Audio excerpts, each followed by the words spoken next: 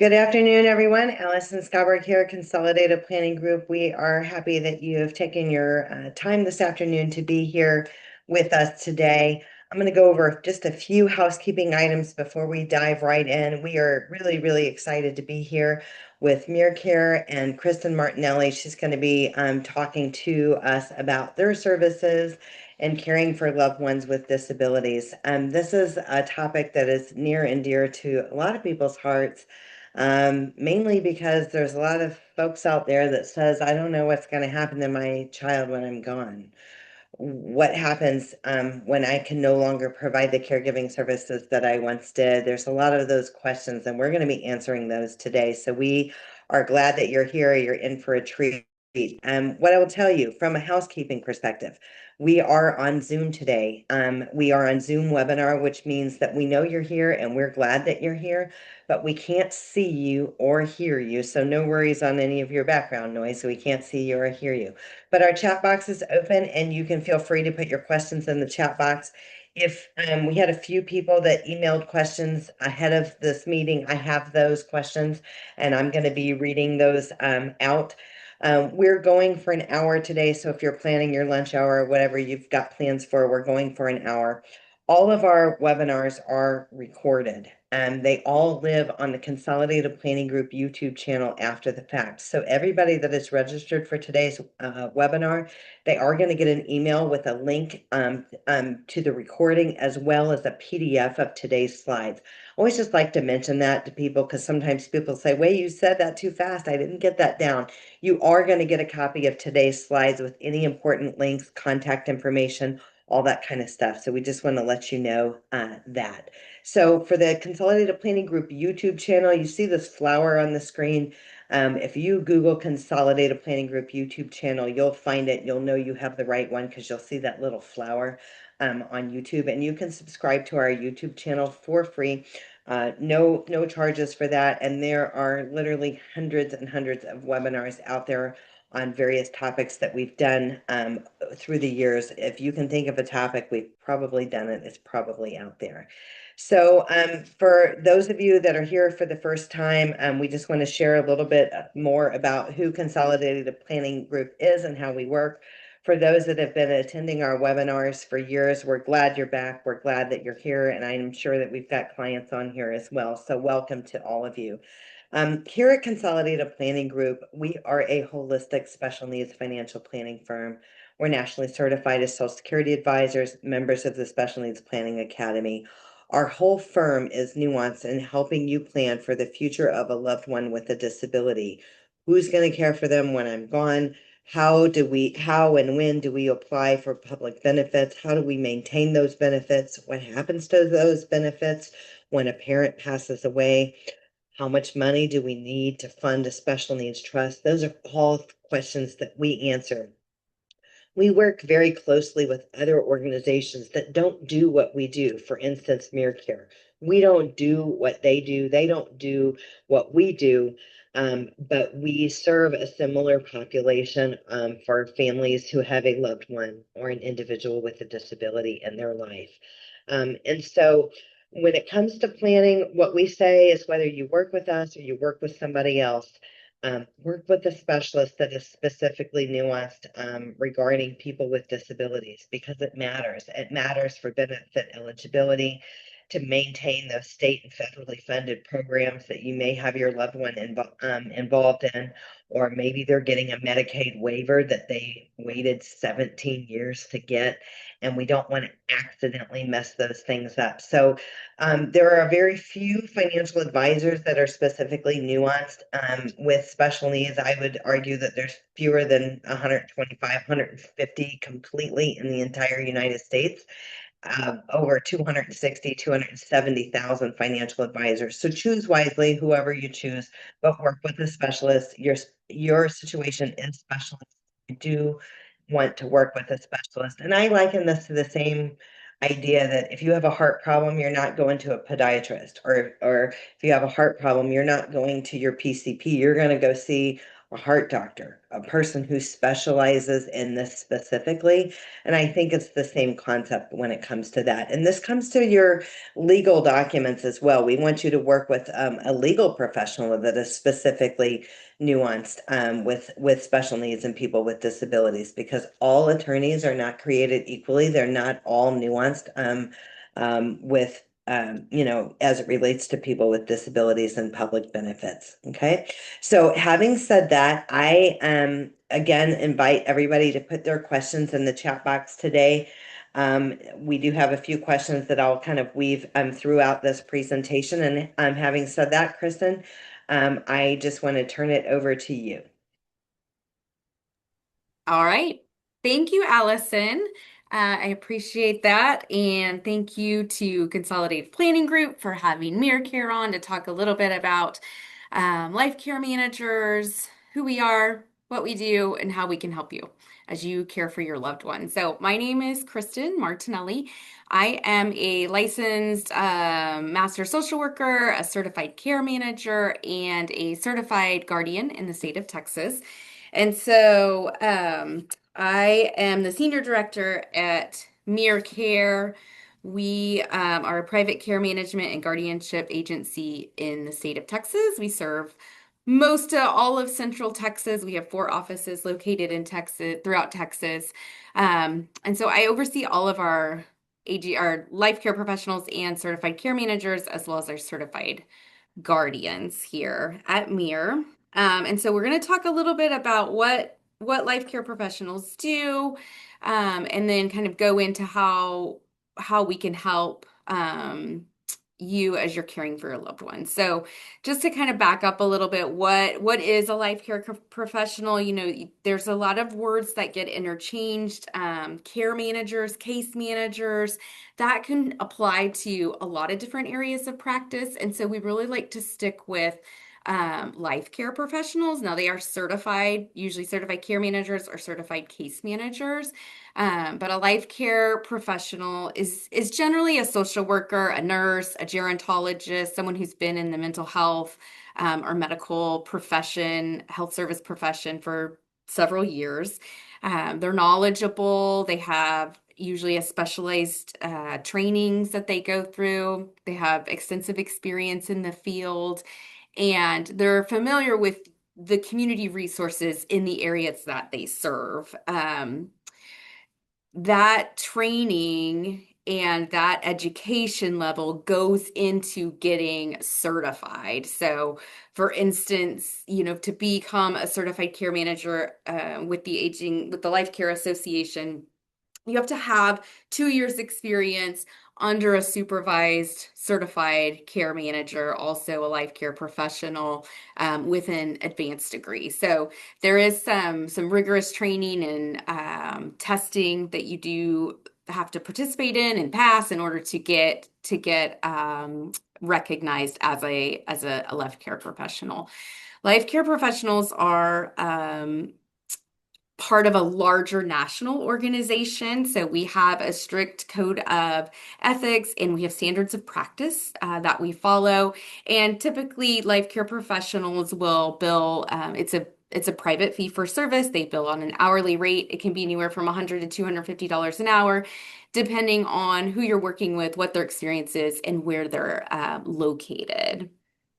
Go ahead, Alex. So I just want to talk about this because there are imposters out there. There are lots So of imposters. this certification, this is nice to know. And let's talk about the reason. I mean, you talked about rigorous standards and testing and other things, and not only that, then there's CE and there's regulatory bodies that monitor this. So let's talk about the issues with the imposters. Just a quick high level, just in what questions a person could ask. So again, whether they hire you guys or they hire someone else, if they're trying to hire a life care professional or if they're trying to help hire somebody, what are the right questions that they should ask? Yes, I love this question. Thank you for asking it. So, one question you want to ask, are you a part of a regulatory national organization, right? Somebody that's overseeing you. You want somebody that has to answer to someone else. You want someone who is certified. That's really a big difference. You've got people calling themselves guides, care managers, case managers, all sorts of terms, but they really don't have the experience, the knowledge, and the expertise in this area to provide assistance and guidance. So the very first question would be certification.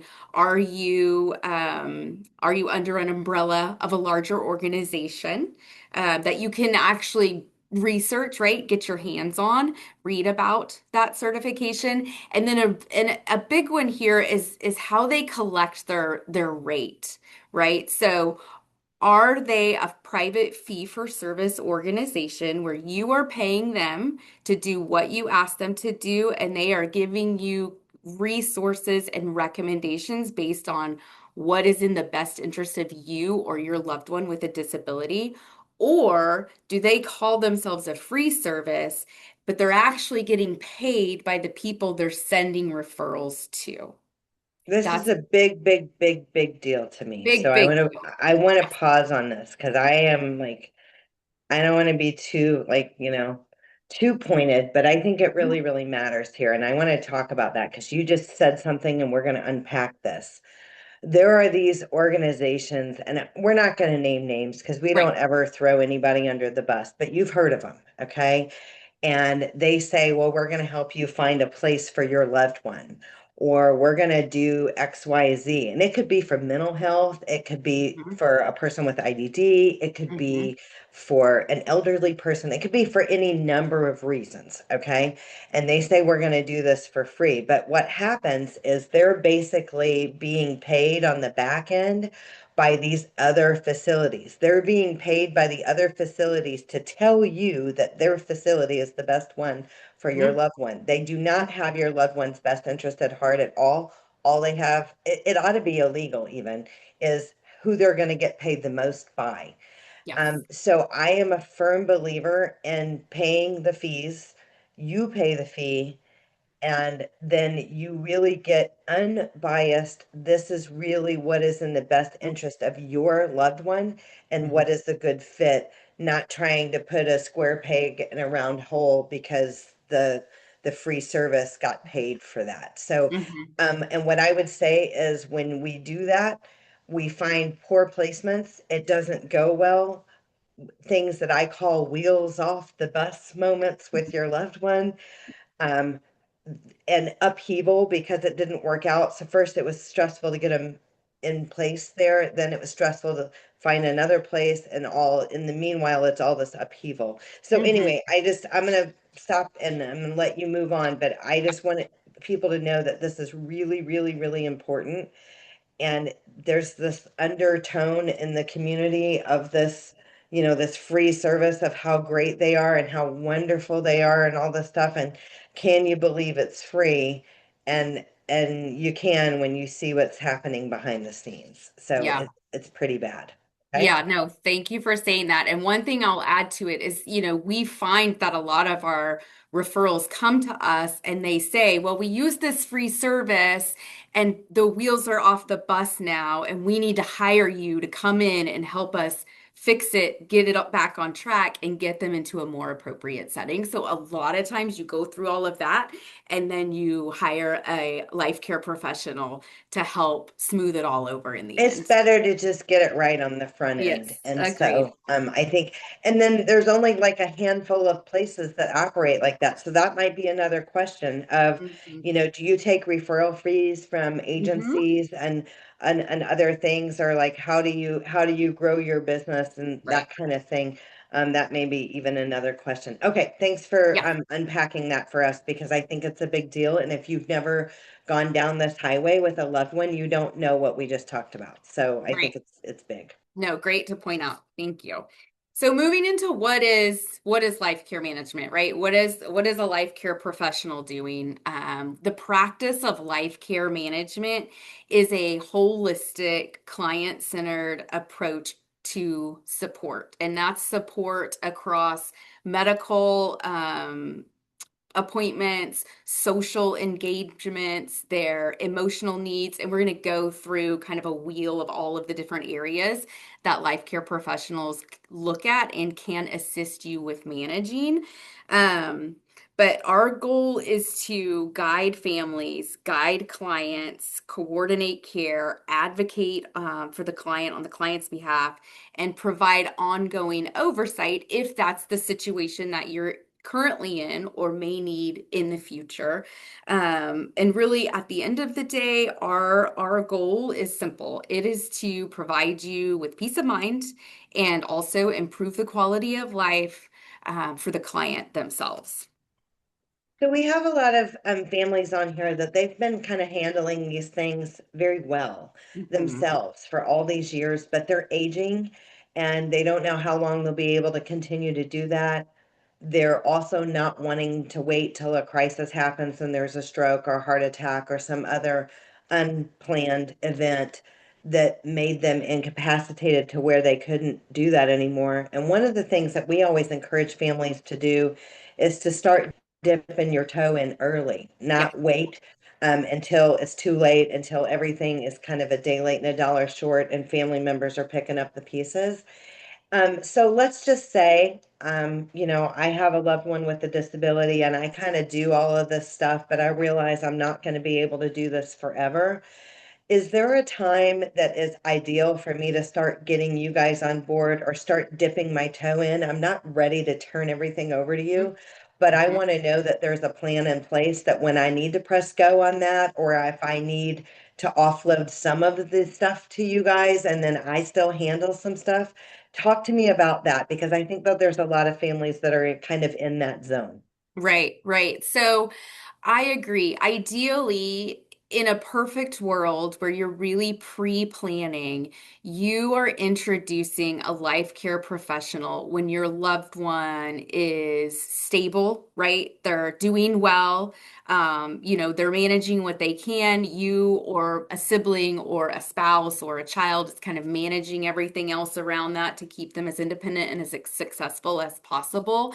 And that's ideally when you want to introduce a life care professional because this is it's low stakes, right? We can come in, we start slow. We start with an introduction, and we've done this quite a bit out of our Austin and our Houston offices where, we're not in there to manage a crisis. We're not in there to take over anybody's role. We're in there to just get to know you. We want to know you. We want to know your loved one. We want to know their preferences. We want to know what they like and what they don't like. We want to know their medical history. And then we kind of slowly ramp up, right? As those that are caring for them and doing that day-to-day work start to ramp down, then we can ramp up our service so that it's not a shock to the system. It's not a immediate introduction of a new individual who's going to start making decisions or helping make decisions or care for someone or bring in new caregiver. We really want ideally to transition that very slowly. And that is something that we have clients doing right now. And we might meet them for coffee, right? We get to a point where we are meeting them without their parent involved or without their guardian or their sibling, so that we can gain that one-on-one trust with that individual so that when the time comes that, mom can't do anything or she's just really not able to go to those doctor's appointments anymore, we've already got a trusting relationship and rapport built up with that client so that we can start doing those things. And then we just slowly increase as the one caring for the individual with the disability kind of decreases their own responsibilities. We can certainly come in a crisis, but I think, to Allison's point is how do we do it so that it's a smooth transition? And my recommendation is when they are stable, there is not an immediate crisis happening. That's really the time to introduce a life care professional. And like you said, it's not that we can't do it in crisis Sure. situations. I can, you can, the attorneys can, but it all starts getting a lot more expensive. and True. it's a lot more stressful, like when Hmm. there's crisis things happening. So that's why we're of the notion of when everybody's of sound mind and body, let's I love the word let's be intentional about Hmm. this. Hmm. And so instead of letting the situation being the boss, like an emergent situation being the boss. So intentionality is for sure. So thank you for that. So Yes. yeah, talk to us about who you serve, who's an Yeah. So ideal client for Mir Care. right. Aging life care professionals in Mir Care, we support individuals, across the lifespan with a variety of needs, right? So we support older adults that are just living and aging independently. We support adults with developmental or intellectual or physical disabilities. We support adults with mental health diagnoses. And we don't do a lot of under 18 support. We do a lot of guidance with the parents of children that are under 18. So helping them navigate local resources, community resources, what benefits they, should maybe consider applying for. We really do kind of more hands-on guidance and coordination with the adults of those individuals who are under 18.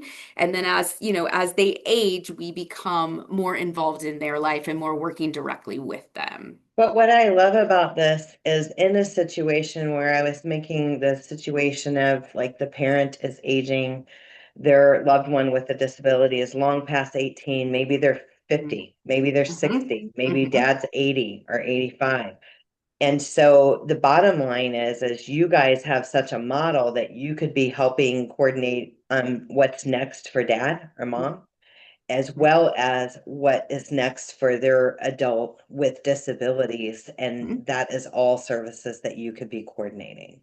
Yes, It's kind of a absolutely. one-stop shop when it comes Right. to that kind of thing. And the bottom line is at some point, unless, like we die in our sleep, it goes fast, at some point we're all going to need some level of care or some level of assistance, whether we're aging in place and we've got Mhm. caregivers coming into the home, whether we have long-term care and or it's this assisted living type situation. Those Right. are all options and those are all on the table and things that you help flesh out with the families and what might be right. And I have actually seen, it's not all that common, but I've actually seen placements where the aging parents are in the same place Yes. where their adult with disabilities is. Mhm. So they're still together as a family in similar Mhm. settings together.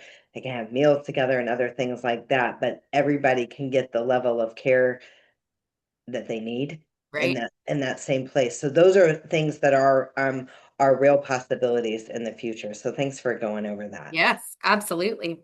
So what services can we perform? There's not a lot of services that we don't do, right? It's really very individualized and very tailored to your situation and the situation with your loved one. Assessing needs, obviously, that's going to be one of the first things we do. In the beginning, it's generally a meeting with us and the one caring for the individual, right? A one-on-one. Tell me where you're at. What kind of supports and services are you providing? Is there anybody else providing supports and services? And then we'll move into when we're all comfortable actually meeting the client. And that can be, weeks, months, days, hours, just depending on each individual situation. After we do the full needs assessment, we're going to develop a plan. Here are our recommendations. These are the areas we feel like you're doing great in. And we think you should continue providing these supports and services in these areas. Here's some areas where we feel like we can bring in some more supports and services so that things continue to go well. What the overall plan is. Is it to stay home? Right, stay in their own home for as long as possible?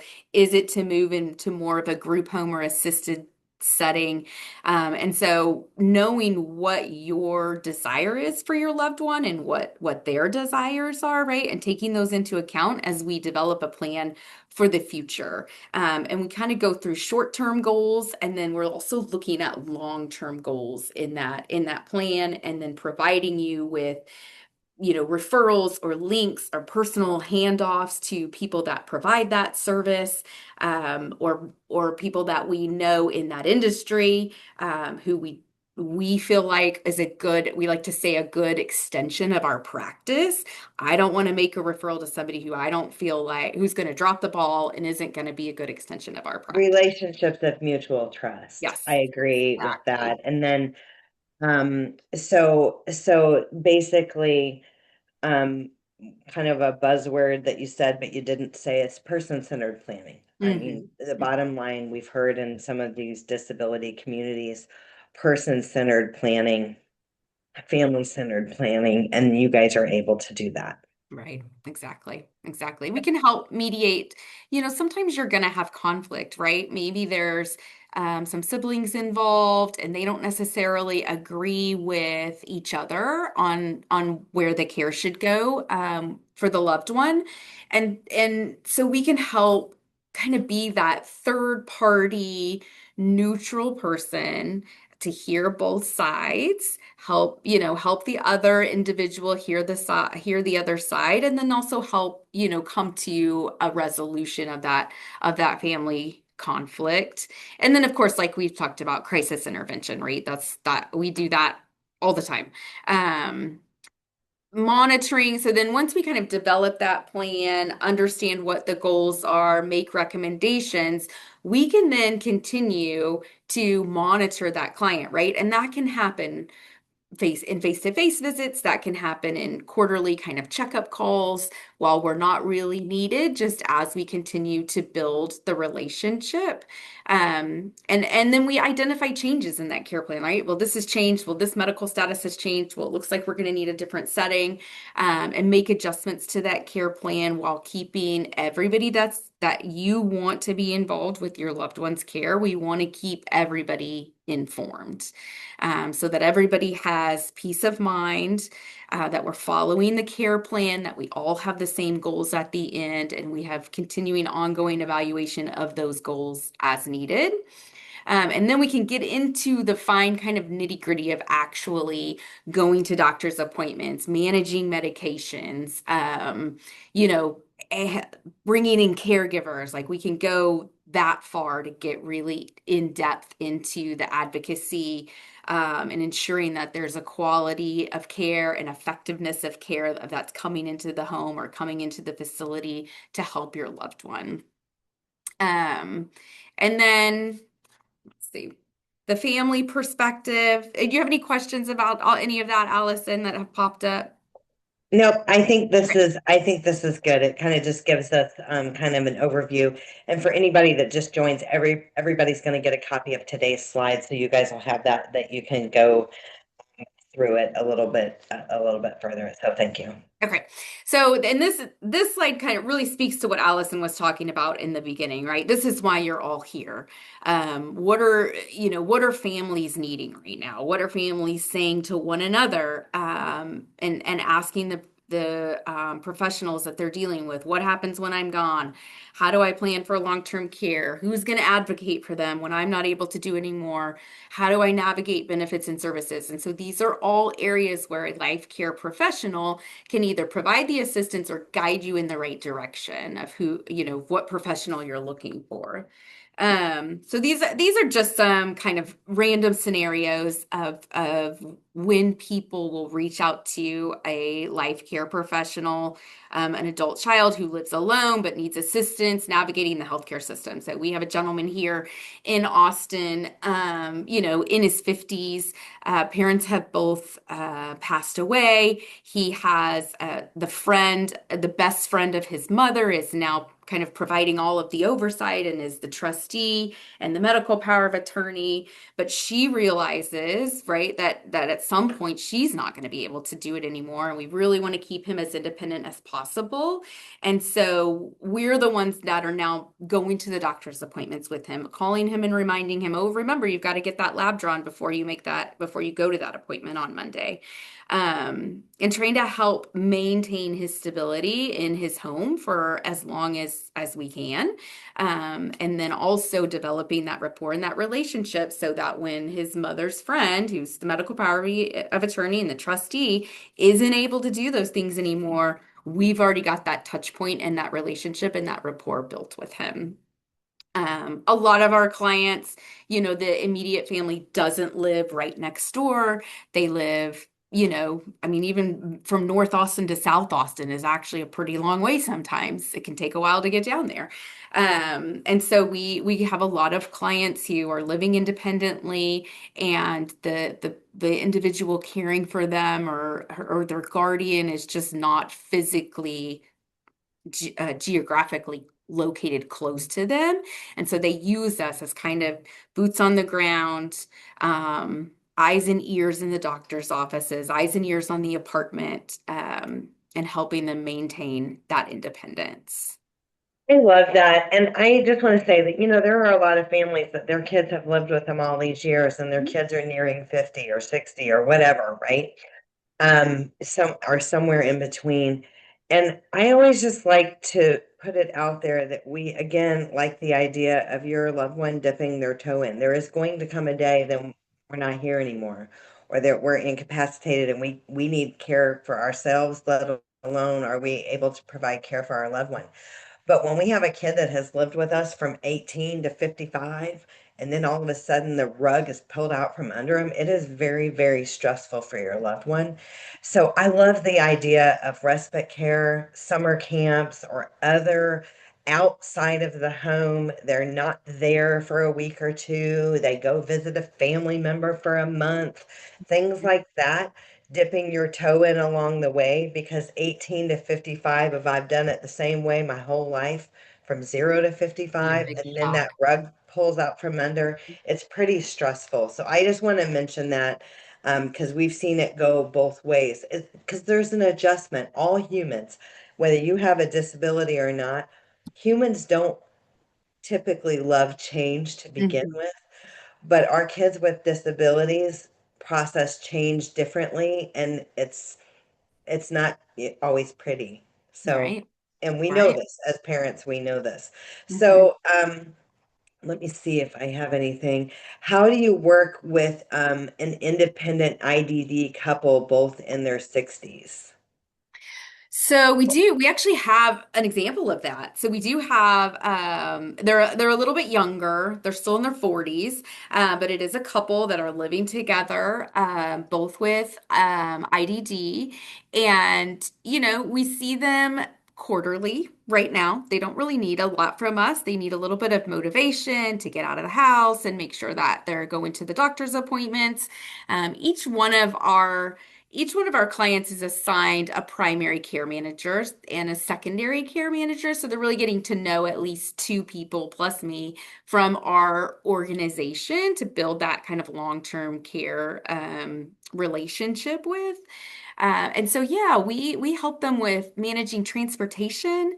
We help them when somebody loses their benefits, like, oh, I think I got it in the mail, but I don't remember what happened to it. And then I just got a letter that my benefits end the beginning of next month, right? And so checking in on them regularly, making sure that we're meeting, all of the emotional needs, all of the medical needs, all of the social needs, the transportation, medication management. We can do as much as they need us to, or as little as they need us to. With it being a private fee for service, we can be in there a couple times a week. We can be in there once a quarter, once every 6 months. Yes. Interfacing with insurance companies, pharmacy managers, and pharmacies, absolutely. That is a big, big part of what a life care professional does is the advocacy piece. And that's advocating for benefits if they get lost, government or even community resources, looking at all of the resources in the community that the individual might qualify for. Speaking with pharmacies, making sure one of the big ones is making sure, and I have difficulty with this, right? As a 47-year-old woman, I get a prescription from a doctor. I go to pick it up at the pharmacy. The pharmacy didn't get the prescription. I called the doctor. The doctor sent it. I called up, like that back and Yeah. forth, Cat and mouse. managing that can be Yes. an ordeal on its own. And so a life care professional can really advocate for your loved one and your individual in that particular situation. I think that's important because when we have this long list of people that we're dealing with and Health and Human Services or Medicaid waivers or your Mhm. LITA or the Social Security Administration, and there's all these letters that are coming, it's enough to make you feel pretty overwhelmed. Yeah. Okay, so one person says, do you interact with trustees? We do. Yes, we do interact with trustees on a regular basis.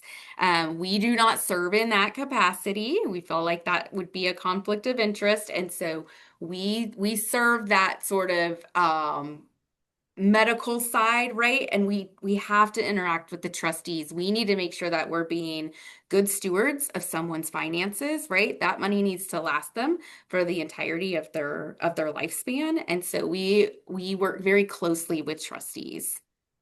Okay, you've said several times you guys are a private pay organization. Mhm. So, if a person is on a Medicaid waiver and the family is private paying you guys to coordinate care, then you would coordinate care specifically that would be covered by the Medicaid waiver. You guys would work that out. So basically, although you are private pay, you do Mhm. help people that get the Yes. Medicaid waivers, but the Medicaid waiver does not pay your hourly services. Is that That correct? is correct. That is Okay, correct. Yeah. I The got it. family or sometimes the trust will make payment to us for our services to ensure that they are maximizing benefits that they qualify for.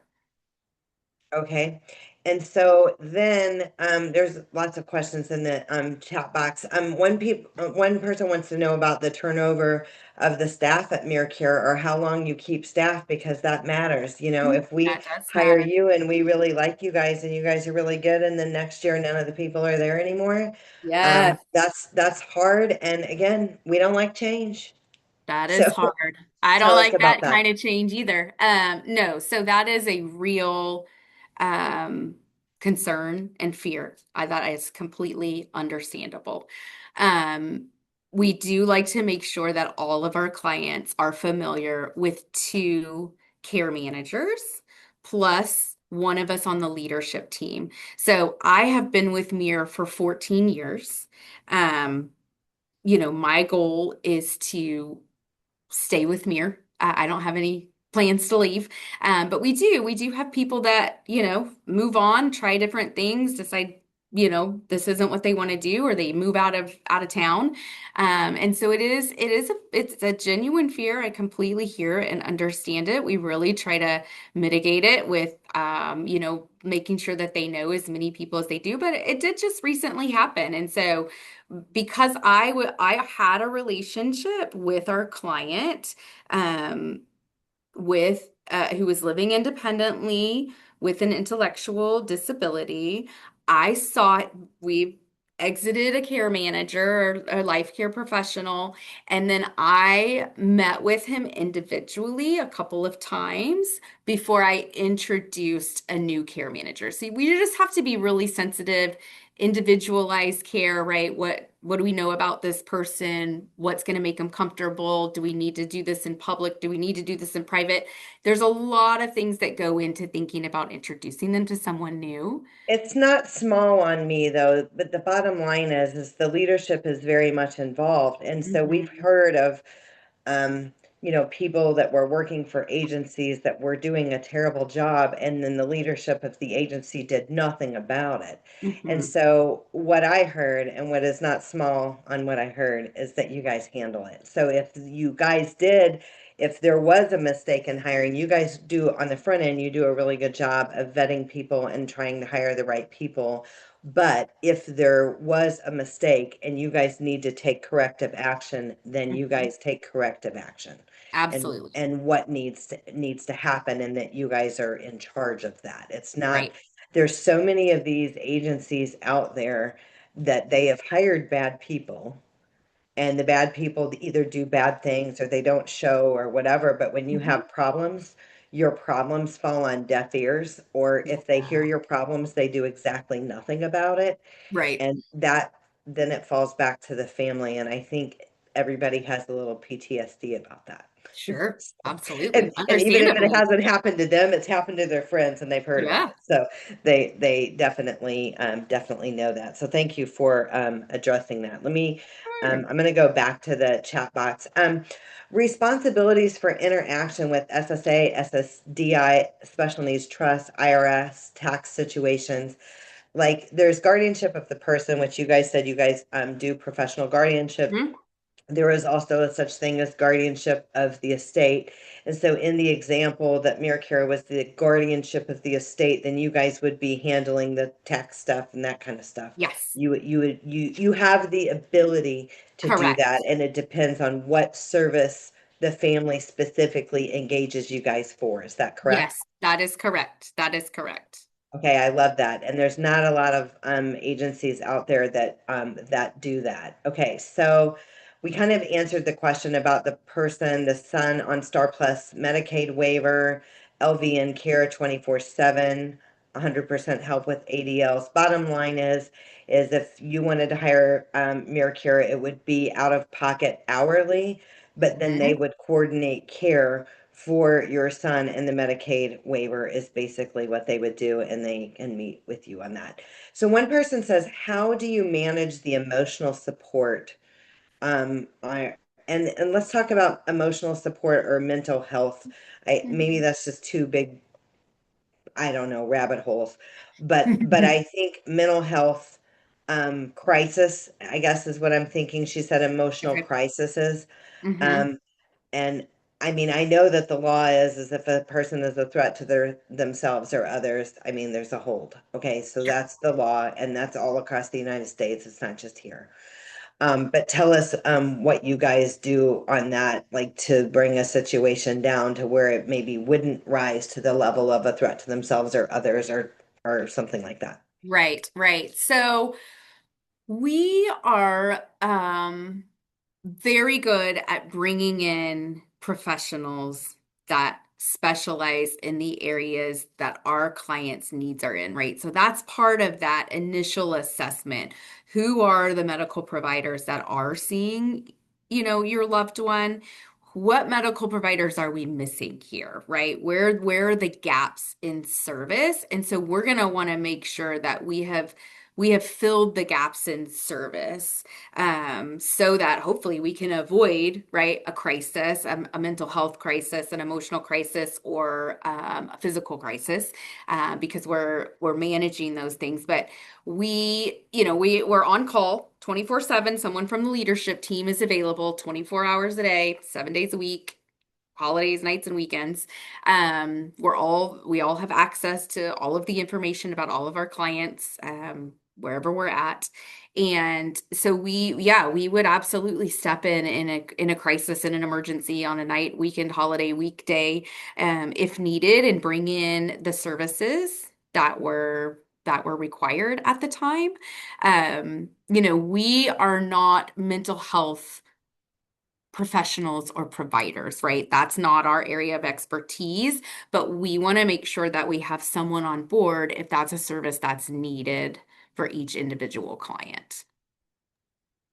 Okay, that sounds good. And then the other thing is if there needs to be a placement, there are residential living situations that are more equipped to Hmm. handle individuals that are prone to mental health crises. I mean, we definitely have clients that have loved ones that are prone. This happens. There's an admission at least once a year. Like this is something that happens. So there are places that are good at doing that, and there are places that are not good at doing that. But the bottom line is you would be well versed in helping them flesh out and find the right care, whether it be residential, whether it be intensive outpatient therapy, partial hospitalization, whatever it is, you guys would help flesh that out. So Absolutely. I love this wheel. I love the colors, but I love how it just kind of shows this is kind of how it the things Yeah, that you guys yeah. can do because the family and the local resources, I mean, Mhm. all of those things like that, like community, right? It's not just where do I live, but what do I do? Do I have community? Do I have friends? Do I have things that I'm involved in? And or access to those things in my living community? Those are all things that matter when we talk about the generalized happiness of an individual, whether they have a disability or not. All of those Right. things are a piece, or Yes. a spoke on the wheel. So Yes, I love that absolutely. you're handling that. So the ACLA, um, and so that's the Aging Life Care Association. This Hmm. is the mothership of the Yes, governing body that you were that's talking about. correct. And Yes, those are things that you guys have got to check the boxes to be able to be certified, because if you're not hitting all of these, that's then you're correct. not hitting the criteria to be Hmm. certified for an aging life care specialist, That's correct. Yes, certified yes. life care specialist. Okay. Yes, these are the 8 knowledge areas that you are tested on and work through in those first couple of years as you're being supervised by an aging life care or a life care professional. And this is really, these are the areas that we're looking at. Like you said, Allison, the health and disability, that's their medical health, their mental health, their diagnoses, their providers, financial, what's in place? Have we maximized benefits? Do we need to call CPG and get them involved in this case, right? Understanding trust and how to plan for the future and where that money is going to come from and how to get it to your son or daughter so that we don't knock them off of state or federal benefit funding programs. Housing, where are they at now? Is it appropriate? Is it going to be appropriate for them in 5 or 10 years, right? Financially and assistance wise. Family, who's all the different players? Who are the players in the family? Who are the ones we want to keep updated? Who are the ones you keep at an arm's length, right? Yeah, who are the ones that are going to buck no matter what Yep. happens? Who are Who the ones who that do are we going need to, to be not. cautious of? Right. Yes, like Exactly. Exactly. those are all important things. And one of the things that I was thinking is, I rattle this stuff off all day, every day, because it's what I do. I eat, sleep, and breathe it. I'm a parent. I have 3 adult kids with disabilities. Mhm. I do this. This is what I do. And even I think it's a lot. So if you've ever felt like, gosh, this is overwhelming, or when I think about this stuff, it makes me want to cry because I Mhm. feel overwhelmed. You are, first of all, I just want to tell you, you're absolutely not alone. But this is where I think it's important of hiring professionals. Again, whether you hire them, us, whoever, hire professionals that can help you do this. Be really good at what you're good at, and Mhm. then hire professionals to be really good at what they're good at, Mhm. and I think things roll more effectively, and then your wishes are more in line with kind of things unfolding are more in line with what your wishes are. So I do think that that is important. But I just want you to know that if you have sat here and looked at some of this stuff or heard some of these webinars and thought, gosh, this is so much to know or so much to think about. Gosh, I didn't even think about just getting into the minutia of Mhm. pharmacy and the insurance company denying the claim for a medically necessary medicine or procedure or things like that. Mhm. Ever, like we could take everything off, and just dealing with the insurance company on denied claims would be enough. Right. It'd be enough to be feeling overwhelming. So I love that you Right. guys are nuanced and all of that, and have the ability to dig in on that and have Mhm. people on your team. Yeah. So let's talk about the best timing to refer to a life care professional. You may have already touched on this, and we can Yeah, keep I moving. think I touched on a couple of those. I did want to go back, Allison, to that last slide just to talk about the legal, because I want to talk about just throwing it out there, right? We want to make sure that you have all the documents in place, for you, obviously, as the one caring for the loved one, and then for what happens when you're not able to care for that loved one anymore, and making sure that you have things lined up. Because if you don't line them up now, and like Allison said, something catastrophic happens and you don't have a successor rep payee or a successor guardian named, you're looking at having to spend a lot of money out of that trust or the funds that are supposed to be there to care for your loved one to get all that stuff straightened out. And then you're actually not able to not able to make your wishes known at that point, right? And so then you're looking at who is going to be this, or are the benefits going to get frozen? And so one area that we really push people to look at is their legal documents and what they have set up and in place for when they are unable to care for that individual anymore, who's going to do it? And is that That's a written somewhere? That's a big deal. But the bottom line is you refer out for that, just like us. Yeah, yeah, yeah, We're for sure. not the attorneys. We don't Right. draft the documents. We know No. exactly what documents you need, and we're going to refer to a professional that we know is good. We know Yes. they know what they're doing, and we know that their documents are going to be correct. Okay. Yes. And Absolutely. you guys are going to do the same thing. So while we do not create these documents, we definitely know that you need them, and we're definitely going to be talking about those on a Mhm. pretty regular basis. And my 2 cents is these documents should be looked at every 3 to 5 years for Mhm. updates, changes to the law, etc., changes in your opinion. Sometimes people you've named have died. We had a lady that she had 10, I've never seen that many, 10 successors. And all of them were dead except for one. When she Oh, died, wow. except for one who was 96 years old with Oh, dementia. Well, she hadn't oh. updated her stuff in 15 years. Yeah. So it was Yeah. it was kind of a mess. Like I've never seen that many people named as, first this person 10 times. And Wow. every single one of them were deceased except for the last one that was 96 with dementia. So it is important to dust them off the shelf. And it doesn't mean you have to replace everything or redo everything, but just get a set of eyes, a legal set of eyes Yes. on them to make sure that there's not any updates or changes that you either desire or are necessary because of law change. Okay. Right. Absolutely. Thank All you. right. So, yep, Yeah, we're so going to with your keep moving. refer, if there's a significant change in health, that's always a good time to refer to a life care professional, looking at adding new providers, if a new living situation is required, if you're looking at bringing in some assistance into the home and you haven't done that before, that's something that we can help guide and navigate with you. Questions regarding change in a benefit status.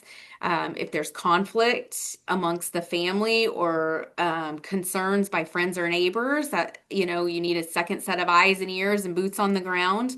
If your loved one is refusing help, sometimes that takes a third party neutral person to come in and provide some alternatives and some recommendations that aren't coming from mom or dad or their brother or their sister. And then, like we talked about in the beginning, really the best time to refer to as a life care professional is when you don't need them yet. Because then we're going to be able to really get to know the individual, come up with a great plan of care, person-centered plan of care, and move through that and gain that rapport, so that when or if you do need us, we're already implemented into the team, into the care team. And there's more time and dedication that goes into the plan as opposed to a fire drill of Yes. like right now, like we Yep. got a problem. We had a person that contacted us, and they were actually out of California, and they were um kind of filling in because of all the things that weren't done for the cousin. So the Hmm. parents both died. The cousin was in their 50s, no family in the state. And they're trying to do all of this from California. None of the proper documents were in place. It was a mess. There was good Samaritans that were trying to help, but their good help made that kid lose the Medicaid waiver that he Mm, waited 17 years for. So like things like that, mm, that's why we don't want to do that fire drill for sure. yeah, for sure. That's You can move on from that. That's about the same thing we just talked about. And that's really, I think that's it for me. So bottom line, is if they want to have a consultation, do you guys have a free consultation? Do. And just kind of an initial get your feet wet, find out what their needs are. You tell them a little bit more about your services before they jump in with both feet on Yes. a paid for service. Okay. Yes, absolutely. Absolutely. We do a free consultation. They can call the main number. They'll speak with our intake specialist, Carissa. She'll provide she'll get some information, provide how we can maybe be of assistance. And then, they're always welcome to contact me too, and I can have a consultation with them. Yeah, we're not gonna, and we'll say to you, if we don't feel like it's a good fit or we're not really the right person, or maybe this one makes more sense. We want to do right by the client and those caring for them. And so we're going to make Okay. the best recommendation So the possible. bottom line is check out their website, schedule a free consultation, and they'll talk to you a little bit further about that. I want to cover two other questions that I didn't cover.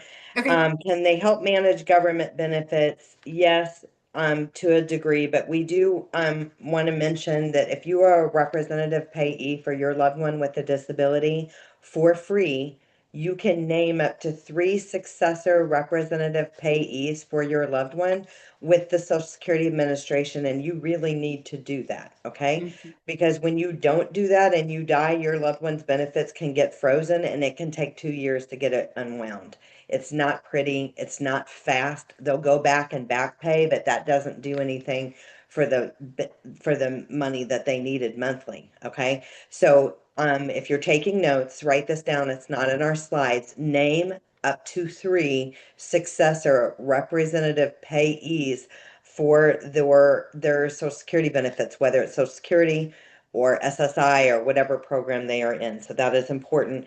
One person said, "Who can help me apply for SSI for free?" We have a paid for service for that. We don't do it for free.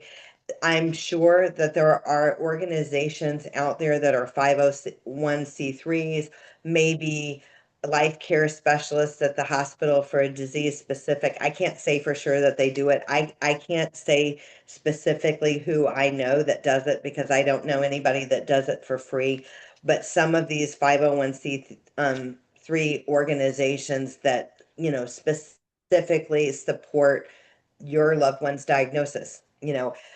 they may provide support or reimbursement for services or things like that. So it's worth checking that out. So thank you for asking that question. The last one, we talked about support for stable and active lifestyle when parents are not there, ongoing meaningful life experience, and that was part of your wheel that you talked about kind of how that Mhm. goes in.